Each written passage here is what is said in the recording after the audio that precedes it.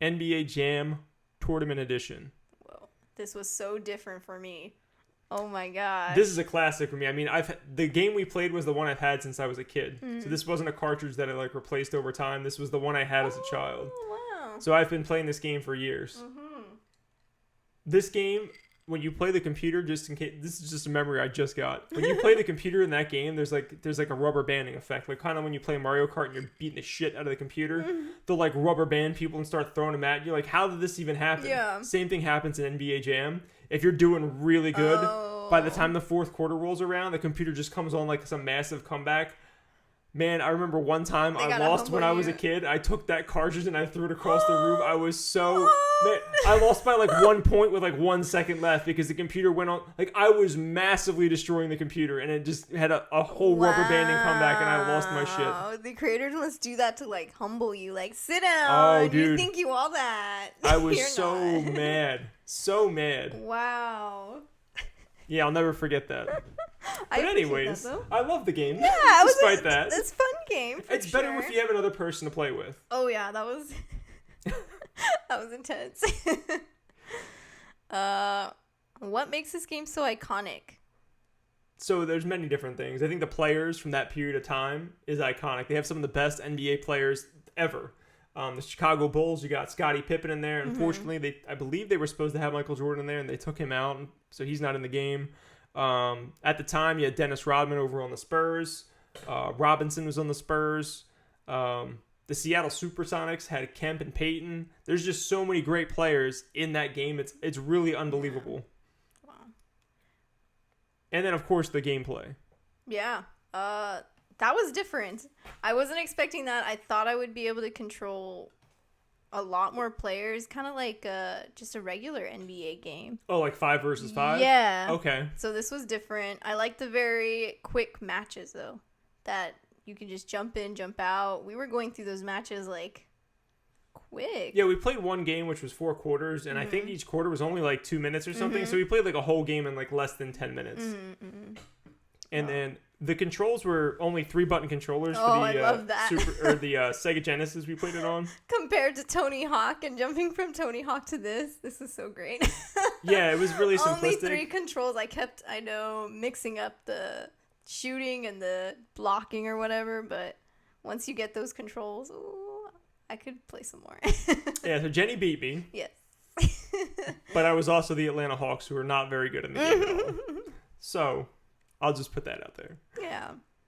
We did also play on the analog Mega SG, which is basically like it's an FPGA, which is I won't get all into that. It's a newer version of the Sega Genesis. It's like the best way to play it. We played it on a 1080p on an HD TV, which you couldn't do with a normal Sega Genesis. So it actually looked way better than it ever would have looked at if we played on a CRT. So if you guys have a chance, I think they're still available over on Analog's website. You should definitely pick one up. They're like $200 if you want to play Sega Genesis games in 2020. That's the best way to play them, in my opinion. There's also cheat codes in the game. We talked about a few of them like recently, like Bill Clinton and stuff. Were you able to look up any of the other cheat codes? Oh, I didn't get to know. Okay. I should have. No worries. So later on, they add more teams and all that? I'll look it up real quick. Why not? All right, guys. So we looked up a few of them. There's Larry Bird, who's obviously one of the greatest NBA players. Prince Charles, you could unlock. Bill Clinton, Hillary Clinton were in the game. The Fresh Prince and Jazzy Jeff, which is friggin' awesome. I didn't even know they were in the game. Wow. Frank Thomas, who was a baseball player for the Chicago White Sox, was in there. Randall Cunningham was a football player in the Philadelphia Eagles. I didn't even know half these people were in the game. Wow. That is so awesome. For such an old school game, too. It's so great. Yes, we would just look a couple of those up for you guys. Different version of the games had different people, too. I believe the arcade version had different characters you can unlock, and so did Super Nintendo. But the ones we mentioned were for the Sega Genesis. And there's just some random characters, too, that they created to add into the game, too, which is awesome. Like Benny, the official team mascot for the Chicago Bulls. You can play as him. Just a bunch of random stuff. So definitely check out the cheat codes if you guys are playing NBA Jam Tournament Edition over on the Sega Genesis. Finally, all right, we get to, which I would say out of the games we played, maybe the most iconic one. I would say that too. This was also it's also interesting because this game lost the license for the main character. They actually, I think they just decided not to renew the license because he went through a whole bunch of legal issues at the time. But Mike Tyson's Punch-Out, which is a classic game. We played on the original Nintendo, so we played that version of the game with Mike Tyson in the game. There's another version of Punch-Out for the Nintendo, which does not include Mike Tyson. And then there's, of course, the Super Nintendo version of Punch-Out. They made a Punch-Out for Wii. I think that was the last time they made a Punch-Out game. What did you think of Mike Tyson's Punch-Out? I loved it, actually. I've always wanted... Oh, my God. This is like a game I've always wanted to play. I've always seen that scene that you showed me with Little Mac in the pink hoodie running. Yeah. And then the dude on the bike. Oh, yeah. The cutscene after the third round. And every time I've seen that, I'm like, what is this game about? I want to be part of it. Why is this so iconic? I'm glad I got to get a little taste today.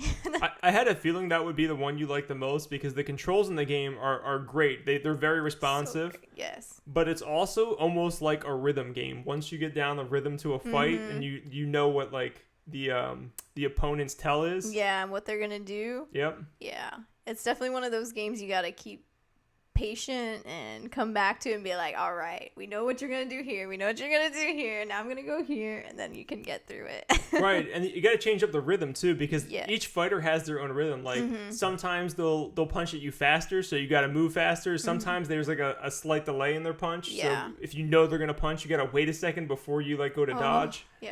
Yeah, I appreciate that. You can't just go in there and like spam the buttons. Which I wanted to do in the beginning. I just wanted to like beat this guy up, but nope, they won't let you.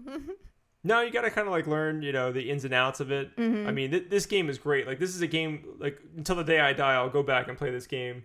Whenever somebody's like, what do you want to play? Punch-Out? Yeah. I'm never not going to say yes to Punch-Out. Yeah, that was...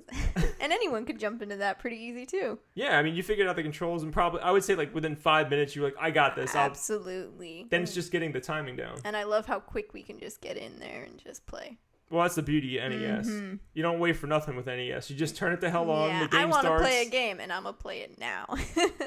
There's no, like, giant story. Well, Ninja Gaiden has a story.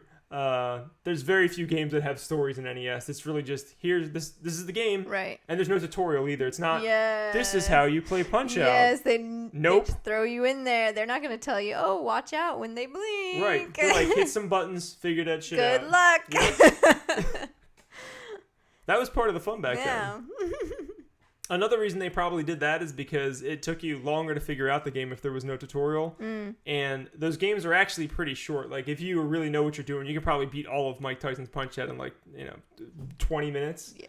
You can go through the entire game if you really are good at the game and you know what you're doing. But once you get to Mike Tyson, how hard is this Mike Tyson? I gotta know. I only got to Mike Tyson once, and I wasn't the only one playing. My cousins and stuff were playing when I was a kid. It was like a whole thing. Oh, man. He beat the crap out of us. Like, no way. I don't know if we ever beat him. I don't remember. I was pretty young at the time, but I don't recall beating Mike Tyson. I just remember getting to him and being terrified, of how destructive he was. Oh, I should have beat him today. Oh man, to go back and. It's definitely a challenge. We can do it. It'll just definitely take some time. Yeah, for sure. I'm down. So why Mike Tyson? I mean, Mike Tyson. First of all, he was the biggest boxer during that period of time. Right. There was no bigger boxer in the world than Mike Tyson. I remember being at friends' houses and stuff, and them renting pay-per-views, and their parents would be there. I'd be all excited for the Tyson fight. They would have just spent $150 to get this fight on pay-per-view, and Tyson would knock the shit out of somebody in 30 seconds, and the whole fight would be over, and people would be furious that they paid $150 to watch a 30-second fight, and some dude just getting knocked out by Mike Tyson in 2 seconds. What a beast! Yeah. So that's why everybody Mike Tyson was huge for that period of time. Then he did some shit and he went to jail. So that's why they never kept his name attached to the game. If he never went to jail, he probably still would have his name attached to the game this day. Oh, you think so? Oh, yeah. Oh, wow. He's still considered a legend, That's true. Yeah, that hasn't changed. And he's been in a bunch of movies and stuff. He's he's all over the internet. Yeah, he's still around. He's actually having a fight pretty soon. He came out of retirement. He's supposed to have a fight shit, I don't even know when. It might be in a couple weeks. All right. Shout out to Mike Tyson. There you go. Kick some ass, Tyson. Right. Good luck. All right, guys. So that was pretty much all we had for this Yeah. episode of the show for you. It's a little bit shorter than what you're used to. We know that. For sure. We're going to come out with some different stuff in the coming weeks, but we are still going to keep playing games. We're always going to keep playing games for you guys. What's coming up next for us, Jenny? Ooh, it's spooky time. I'm so ready. I'm so excited for this. It's going to be fun. All October, we're going to be playing spooky games. That's right. So what we got on the table, oh my god, a childhood classic of mine, Porky Pig's Haunted Holiday. Ooh, I'm very excited. This is on the Super Nintendo. Yeah, Super Nintendo scared me as a child, so I'm ready to be scared again. I've never heard of this game, Jenny. Like, we just started looking over like games to play, and I was like, I was like, what are some horror games? And she mentioned this one, and I was like, Porky Pig's Haunted Holidays. What is this? I feel like everyone has that game in their childhood that like gave them nightmares. This is that game for me. It's gonna be so great. Heck yeah. Yes. I've never played the game, so I'm excited to check it out with you. What else we got? We got Castlevania. Symphony of the Night. Mm-hmm. So there's many Castlevania games you guys could pick for Halloween, but Symphony of the Night is my favorite Castlevania game. It's absolutely amazing. It's like, a 10 out of 10, easily one of the best PlayStation 1 games. We will be playing it on probably the PS3, or I think I have it on Xbox One now. Oh. So Xbox One's already hooked up. We'll probably use that. Okay. Maybe we'll bust out the PS3 because you should really use a PlayStation controller. Yes, I love me a PlayStation controller. Even though the PS3 controllers suck. I don't like the PS3 controllers. We're not fighting right now. I'm saying specifically the PS3 controller. Okay, fair. It's all light and feels cheap. That is true. I don't like it. Fair. Let it slide. And then we'll play. Now, this is from my childhood. Yeah. Medieval. Now, I never owned the game when I was a kid. Neither have I. But I did have a demo disc of Medieval on there with my PlayStation. Ooh. And the demo had the first world.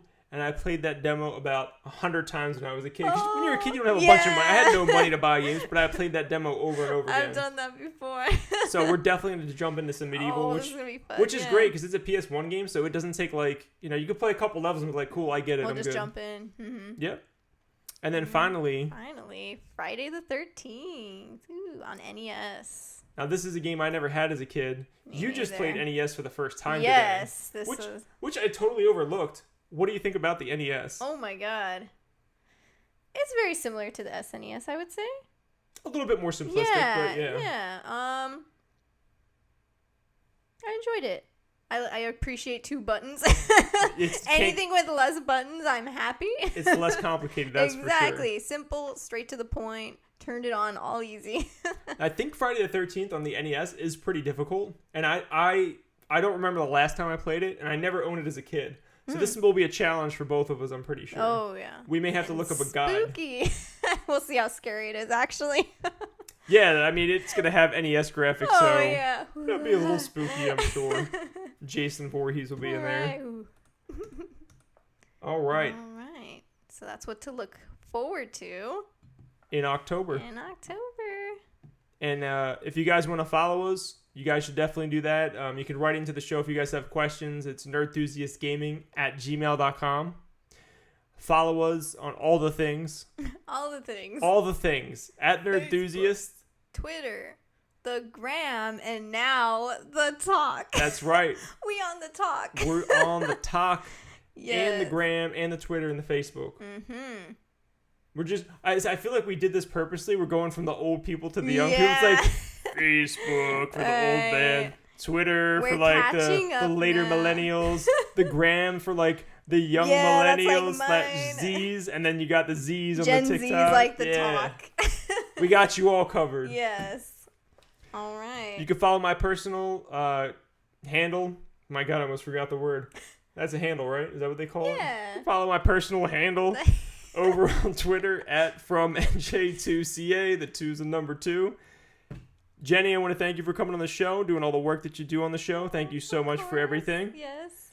And hopefully you guys will catch us in the next one, which will be up soon. Ooh, be ready to be spooked. That's right. We got Spooky October for you. Make me some cookies. Yes. All right. Take care, guys. Bye.